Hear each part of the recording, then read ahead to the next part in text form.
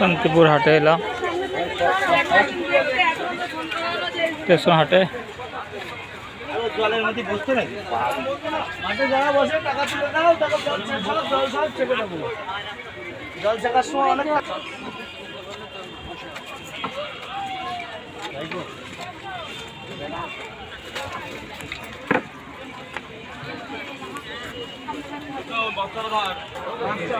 আমার ভিডিওটা করে নি আগে, হাট বাজারটা বুঝলে।